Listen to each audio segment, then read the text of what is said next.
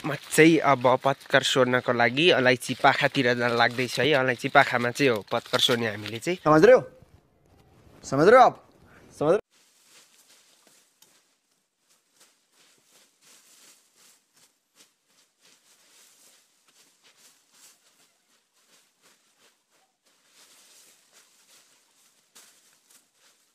साग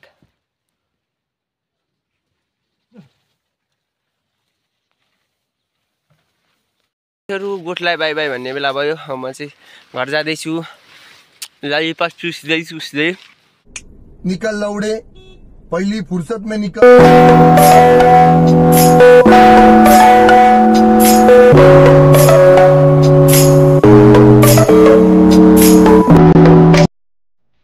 hello guys, welcome to प्रेम and friends vlog. म प्रेम कुमार पुरी तपाईँहरूलाई आजको नयाँ श्रृङ्खलामा स्वागत गर्दछु। आज चाहिँ म चाहिँ गाउँ आएको छु है साथीहरू। अनि यहाँ हेर्न सक्नुहुनेछ मेरो पछाडि म चाहिँ डोको नाम्लो बोकेर आज पत्कर सोर्न आइरहेको छु। घर आएपछि केही न केही काम चाहिँ गर्नुपर्ने नै हुन्छ, त्यसैले म चाहिँ पत्कर सोर्ने काम लिएर आज पाखामा आएको छु। यता हाम्रो बारी अस्तिको ब्लगमा पनि हेर्नु भएको छ होला। कतिजना पुरानै भ्युवरहरूले त हेर्नुभएकै छ होला पक्कै। अस्तिको ब्लगमा पनि मैले घाँस काटेको ब्लग राखेको थिएँ, धेरै अगाडि थियो, त्यो पर्खेमा थियो। अहिले चाहिँ म धेरै पछाडिको ब्लग राख्दैछु। आज चाहिँ म पत्कर सोर्न गइरहेको छु है साथीहरू। हेरेर आफ्नो प्रतिक्रिया दिनु होला। साथीहरू म पत्कर सोर्न हिँड्दाखेरि चाहिँ बोटको नजिक पनि आइपुग्छ। यहाँ छ मर्मत गर्ने कगारमा पुगिसकेको छ। बोट चाहिँ पुरानै छ है, तर पनि अब म चाहिँ पत्कर सोर्न डाइरेक्ट पाखै जान्छु। अनि एकछिन पछाडि आएर मात्र बोटको तपाईँहरूलाई दृश्य देखाउने छु भन्न चाहन्छु है। अनि हाम्रो बारीतिर चाहिँ यस्तो छ है, बारी मकै लगाइसक्नु भएको रहेछ। मकै लगाइसक्नु भएको छ मम्मी बाबाहरूले। म चाहिँ लगाउन पाइनँ, पढाइमा थिएँ म। हजुरहरूलाई थाहा नै होला कतिपयलाई भन्न चाहन्छु। चाहिँ अब पत्कर सोर्नको लागि अलैँची पाखातिर जान लाग्दैछ है। अलैँची पाखामा चाहिँ हो पत्कर सोर्ने हामीले चाहिँ। अलैँची रोपेको छ, देख्न सक्नुहुन्छ ब्याकग्राउन्डमा। अलैँची लगायत धेरै बिरुवाहरू रोपेको छ हाम्रो पाखामा चाहिँ। विभिन्न प्रजातिको अलैँची रोपेको छ। पर पिकासे भन्छौँ हामी, नाम चाहिँ के हो त्यसको एक्ज्याक्ट थाहा छैन, तर पिकासे अलैँची भन्छौँ। पिकासे अलैँची पनि रोपेको छ र सानो अलैँची भइहाल्यो यस्ताहरू पनि रोपेको छ, धेरै रोपेको छ। अनि म चाहिँ आज पत्कर सोर्छु। कता छ ठाउँ राम्रो त्यो हेरेर है, हेरौँ कता भेटिन्छ धेरै पत्कर, त्यतै सोर्छु। भरिसके नचोरेको ठाउँमा चाहिँ भेट्न पाइए हुन्थ्यो, कसैले नचोरेको र घरकोले नसोरेको ठाउँमा चाहिँ अब पत्कर सोर्नु जाउँ। Swing swing swing swing. यता चाहिँ सोर्ने ठाउँ अलिक उपयुक्त देखेँ है साथीहरू मैले यतातिर। अनि म चाहिँ अब यतै पत्कर सोर्छु डोको बिसाएर। माथिदेखि छु।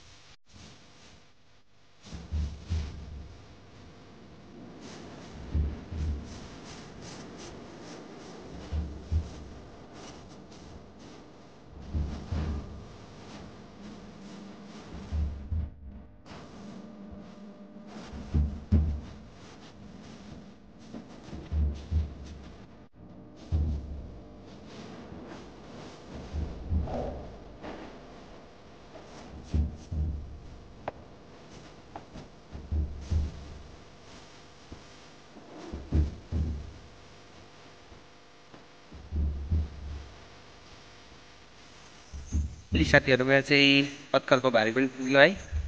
पत्कर त्यति धेरै खाँदैन पनि निस्केन, पछाडि चाहिँ होलै होल्छ र पनि भारी चाहिँ पुग्यो।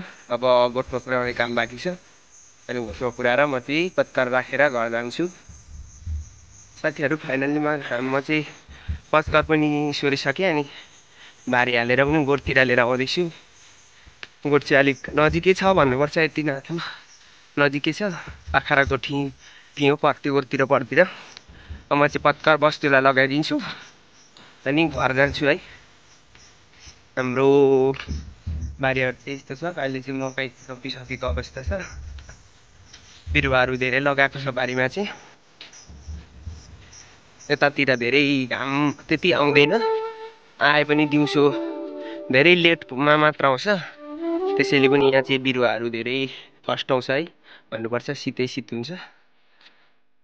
ल साथीहरू फाइनल्ली मैले चाहिँ पत्कर पनि लिएर यता राखिसकेँ।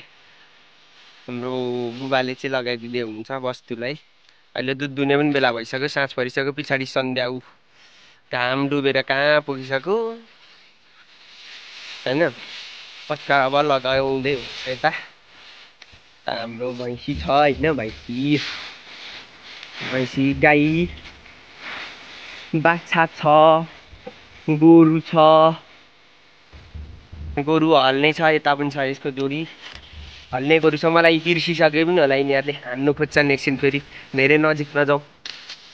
अनि यता बारी के भन्नु र हजुर, सबैतिर बिरुवै बिरुवा छ।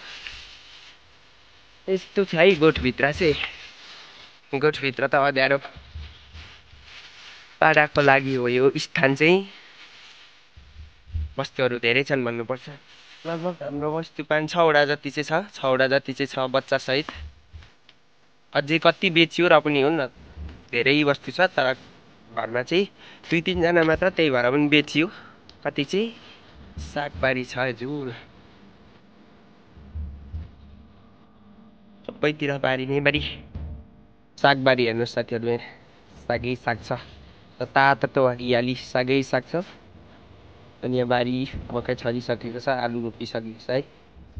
ताउ बुहाल्नु छ, मल पनि सकिसक्यो, खेतमा लगाउँदा बारीमा लगाउँदा सकियो। कोही बेला चाहिँ धेरै हुन्छ अनि परेसानी हुन्छ कहाँ राख्ने भनेर, कोही बेला चाहिँ फेरि सकिहाल्छ। सागै साग छ, साग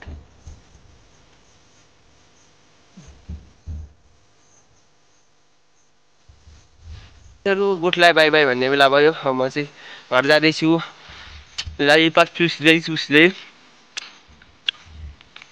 अब गोठ अब धेरै पछाडि मात्र आइन्छ होला, लगभग एक्जाम दिएर मात्र होला, अब फाइनल एक्जाम दिएर मात्र होला यो गोठतिर आउने पनि।